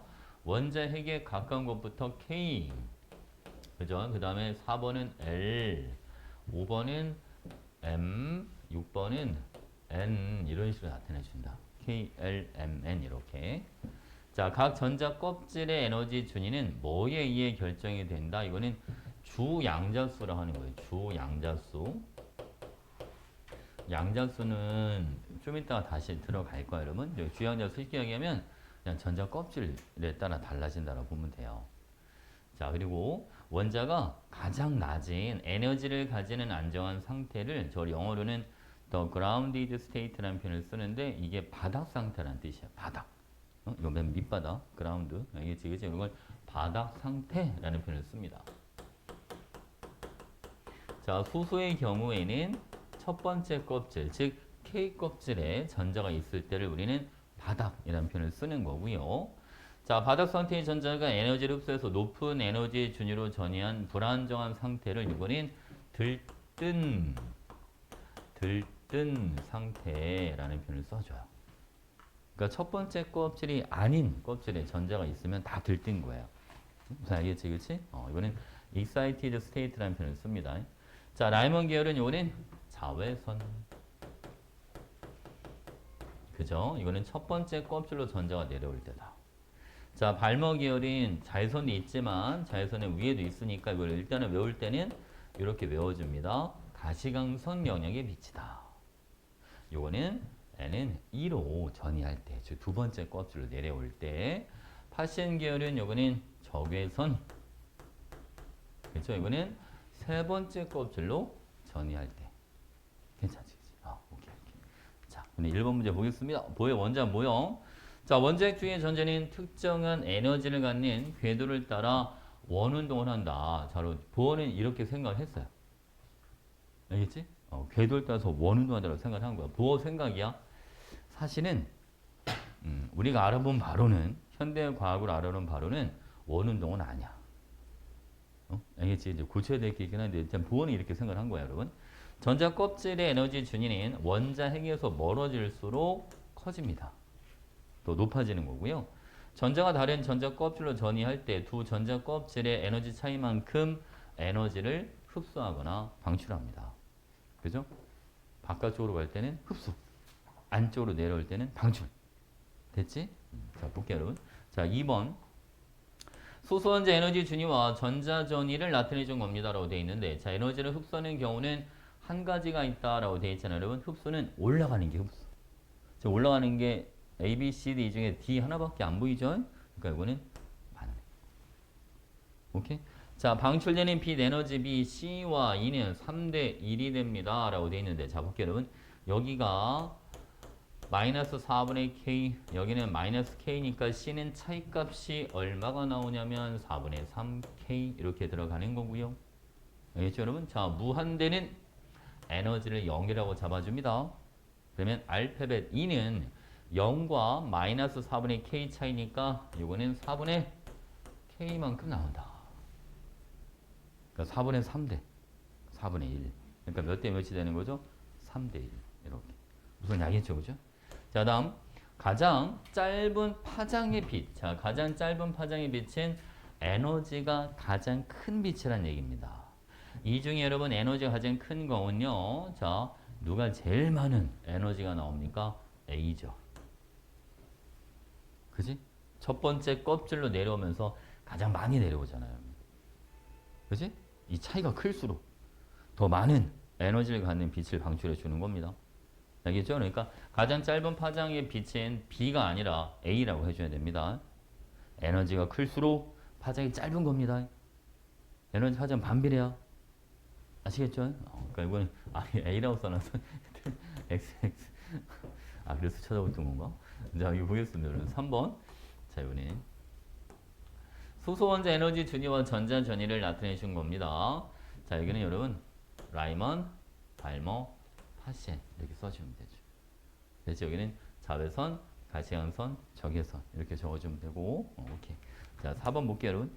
소수원자 선 스펙트럼 일부를 나타내 준 겁니다. 자, 볼게요, 여러분. 아이고, 세 번째 껍질 이상에서 N은 2인 전자 껍질로 전자가 전이할 때 방출이 되는 겁니다. 라고 되어 있잖아요. 그죠? 맞는 표현이죠. 다 두 번째로 내려올 때입니다. 이렇게 색깔이 있는 거는 얘네밖에 없어요, 여러분. 에너지는 B가 A보다 크다라고 되어 있는데 에너지는 파장이 짧을수록 커지는 거니까 A가 더 커야 됩니다. 알겠지? 그리고 A란 B는 가시광선이다. 이거 딱 가시광선. 내가 4개 써준 거 걔네잖아. 마지막에 써준 거. 그지? 가시광선. 여기 네 개가 다 가시광선이야. 알겠지? 요 네 개밖에 없어요. 여러분 가시광선 나오는 게 수소에서. 오케이. 자, 이번에 여러분 이제 오비탈에 대해서 한번 알아보겠습니다. 오비탈은 이게 내용이 좀 많아서 다 끝내지는 못할 거야, 여러분. 자, 여기 보시죠. 오비탈은 어떤 개념이냐면요. 보의 원자 모형을 우리가 조금 전에 알아봤잖아. 전자는 일정한 궤도를 따라서 무슨 운동을 한다? 원 운동을 한다. 그쵸? 근데 이 보의 원자 모형은 수소만 설명이 돼요. 그 많은 원소 중에 수소 하나만 설명이 가능합니다. 그 이유는 수소는 전자 몇 개밖에 없잖아요? 전자 한 개밖에 없잖아. 전자 한 개짜리만 설명해 줄 수가 있어. 전자 두 개 이상부터는 보의 원자 모형은 설명이 안 됩니다. 이게 왜 안 되냐면 전자 간에 서로 상호작용을 합니다. 전자끼리 서로 막 밀어넣고 막 그럴 거야. 서로 그치? 봐봐 여러분. 실제로 여기 가운데 원자가 이렇게 있다고 가정해 보시면 이 전자라고 하는 애들은 이런 식으로 돌아다닙니다. 원운동을 하진 않아요. 알겠죠? 만약 또 다른 전자가 있다고 해준다면 얘도 이런 식으로 돌아다니는 거예요. 깔끔한 원운동이 아니야. 그래서 그럼 이건 무슨 운동입니까? 사실은 여러분 이 운동을 설명할 수가 없어요. 지금도 설명을 못해. 봐봐. 자, 전자의 위치와 그리고 전자가 가진 에너지, 다른 말로 운동량이라는 표현을 쓰기도 하는데 위치와 운동량을 자 동시에 설명할 수가 없다. 이걸 불확정성 원리라고 하는 거예요. 위치를 잡으면 속도가 완전하지 않고 속도를 잡으면 위치를 잡을 수가 없고 쉽게 얘기하면 수시로 변한다는 얘기야 여러분. 위치하고 에너지가. 알겠지? 그치? 그래서 이거를 어떻게 설명할 수 있는 방법이 없어. 그러니까 이거를 자 아예 설명을 안 할 수는 없으니까 그러면 현대 원자 모형에서는 이거를 뭐로 설명해 주냐면 자 전자 발견 확률 이걸로 설명을 해주는 거예요. 알겠지? 이 전자 발견 확률을 우리는 뭐라고 표현해 주냐면 얘를 오비탈이라는 표현을 쓰는 겁니다. 그래서 우리가 현대 원자 모형을 전자 구름 모형이다라는 표현을 쓰기도 합니다. 그냥 뿌연해. 명확하지가 않단 말이야. 무슨 알겠지? 그치? 그럼 봐봐. 그럼 우리가 이 오비탈을 표현하는 방법이 있어요. 자, 오비탈을 표현하는 방법에는 뭐가 있을까? 일단 첫 번째는 점밀도 그림이라고 하는 게 있는데 여러분 이 점밀도 그림은 원자 핵이 이렇게 있으면 원자의 뒤에다 점을 찍는 거예요. 이런 식으로. 그래서 전자가 많이 나타나는 데는 이 점이 많다. 이 점이 많이 찍히고 어쩌다 한 번씩 나타나는 데는 점이 가끔 이렇게 하나씩 찍혀. 사실은 점이 이거보다 훨씬 더 많아야 돼. 알겠지? 훨씬 더 많아야 되는데 편의상 이렇게 그냥 나타내 주는 거야 여러분. 아시겠죠? 자, 잠깐만 마이크를 켜져 있나? 켜져 있고. 자, 두 번째 볼게요 여러분. 두 번째는 뭐가 있냐면 이 점 찍는 게 힘드니까 경계면으로 나타내주는 방법이 있어요. 이게 무슨 얘기냐면 원자가 이렇게 있다고 가정해보고 자 전자는 요 울타리 안에서 알겠지? 이 경계 안에서 전자가 발견될 확률이 좀 크다. 그러니까 점이 많이 찍힌 데를 이렇게 동그라미 친 거야 그냥. 이 안에 어딘가 있겠지 막 이렇게. 알겠지? 그래서 이 안에서 발견될 확률이 90%. 이 전자 걔도 경계 밖에서도 전자가 발견될 수 있어야 돼. 알겠죠? 그 100%를 다 포함하면 이게 너무 커지니까. 무슨 알겠죠? 이게 경계면 바깥에서도 전자가 발견될 수도 있다. 근데 주로 이 안에서 주로 나타날 거다. 이 말인 거야. 괜찮나요? 자, 이게 어떤 의미냐면 이 전자라고 하는 애들이 가끔 가다가 멀리 나왔다고 들어오기도 해. 맨날 껍질 주위에서만 있는 게 아니라. 알겠지? 어떨 때는 전자가 원자 핵에 바짝 갔다가 나오기도 해요. 막 이렇게. 무슨 말인지 아시겠죠, 여러분? 그지? 그러니까 어디에만 전자 있다는 표현을 쓸 수가 없다는 거야. 자, 그리고 세 번째 할게요. 세 번째는 이 전자가 발견될 확률을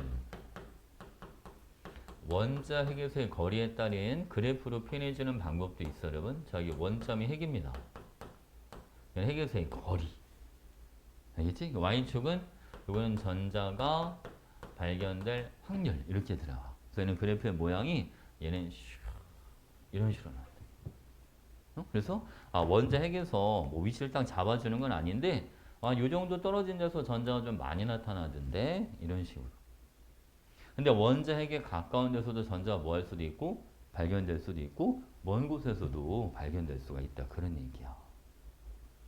괜찮죠? 그러니까 딱 어디에 있다라고 정해줄 수가 없다는 거죠. 전자의 위치를. 아시겠죠? 괜찮지? 오케이. 자, 이번에 이제 뭘 알아볼 거냐면 이제 오비탈의 표현 방법까지는 했고 이제 오비탈의 종류를 한번 알아봐야 되는데 봐봐 시간이 좀 애매하다. 자, 오비탈 종류. 오비탈의 종류는 여러분 가지수가 무한대요, 무한대. 무한대. 알겠죠? 엄청 많아.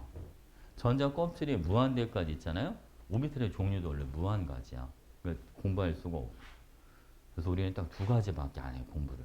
S 오비탈이랑 P 오비탈만 다룰 건데, 자, 봐봐. S 오비탈은 요거는 동그란 공 모양입니다. 9. 알겠죠? 공 모양.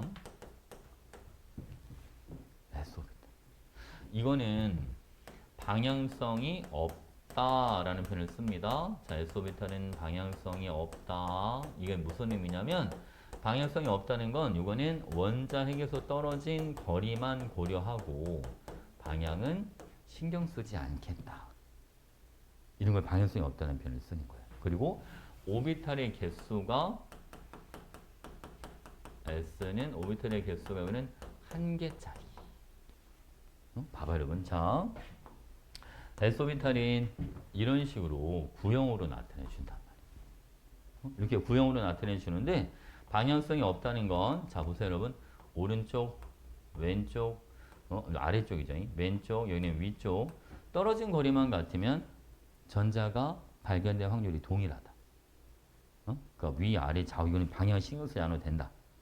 거리만 고려하겠다. 이런 걸 S 오비탈이라는 표현을 쓰는 거야.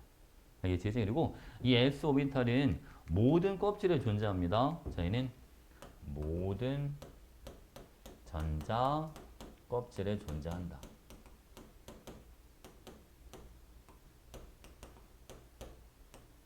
이렇게 자 보겠습니다, 여러분. 만약 이런 거 있잖아. 내가 첫 번째 껍질에 있는 S 오비탈이야 라고 하면 이거는 1S 이렇게 표현해주고 이게 1이 주양자수, 전자 껍질 얘기해 주는 거야. 그러니까 첫 번째 껍질에 있는 S 오비탈이다. 근데 첫 번째 껍질에는 제 하나밖에 없어, 오비탈. 응? 알겠지, 그치?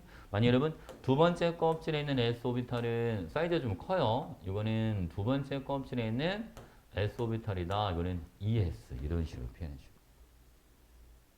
됐지, 그치? 만약 여러분 세 번째 껍질에 S 오비탈이 있다면 얘는 더 커요. 사이즈가 더 크게 나타나고 요거는 3S 이런 표현을 써주고. 됐지, 그치? 이게 S 오비탈. 오늘은 S 오비탈까지 해서 필기를 해야 되니까, 그죠? 선생님 다음 시간에 P 오비탈부터 다시 해줄게요.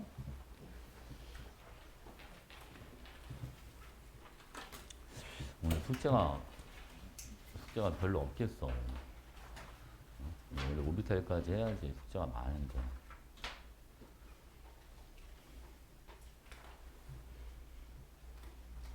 오늘이 7일.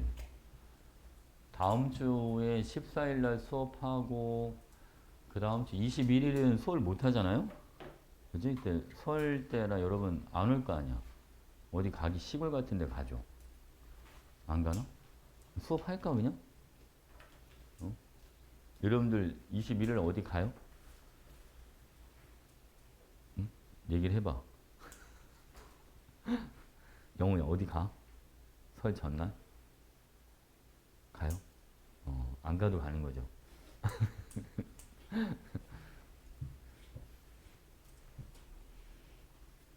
그래, 설 때는 하루 쉬자. 그때 아니면 언제 쉬겠어, 그러면 그지? 우리 크리스마스 이브도 하고, 그죠? 12월 31일도 했는데, 어? 설 전에는 하루 쉬어야죠, 여러분. 이제 고등학교 올라가면 정신 없을 텐데, 거의 여러분 이번이 마지막 휴가나 마찬가지네, 설 때가. 실컷 먹고, 실컷 놀고 그래야겠네.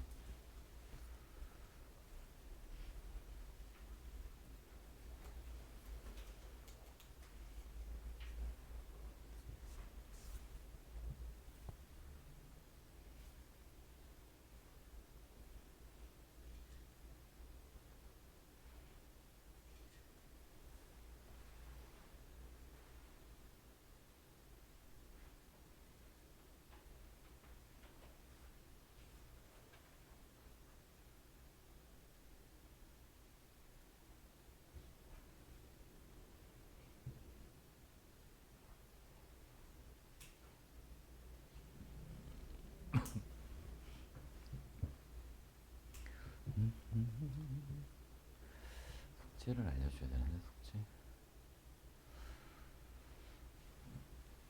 숙제가 몇 문제 안 될 것 같은데.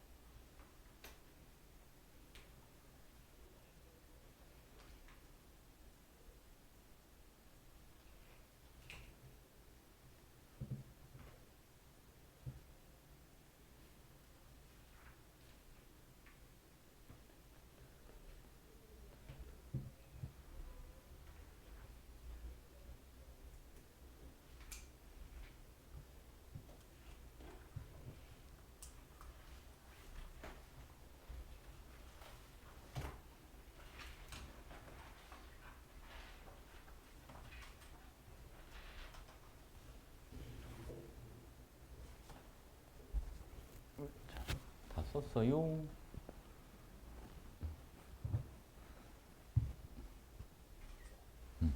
선생님 숙제 좀 알려줄게 여러분. 많지는 않을 거야. 아직 오비타를 안 해서 페이지를 체크를 잘해야 돼. 90페이지에 대표 자료 1. 90페이지 대표 자료 1 왼쪽 거만, 이제 오른쪽 아직 안 했으니까 대표 자료 1. 그리고 92페이지. 92페이지. 여기 다 안 돼. 여기도 다 안 돼. 오이타를 해야지 할 수 있어. 그 다음에 여러분 97페이지에 1번. 체크 잘 하셨나요? 이렇게만 풀어오면 돼. 너무 문제 안 되죠. 페이지가 많아 보이지밖에 안 됩니다. 됐지? 오케이. 다음 시간에 질문이 많지 않을 테니까 다음 시간에 오비탈 다 끝내버리자. 오비탈 다 끝내면 여러분 중단원 마무리까지 아마 설 연휴 숙제가 좀 되겠다. 그죠? 그때 좀 있겠네요.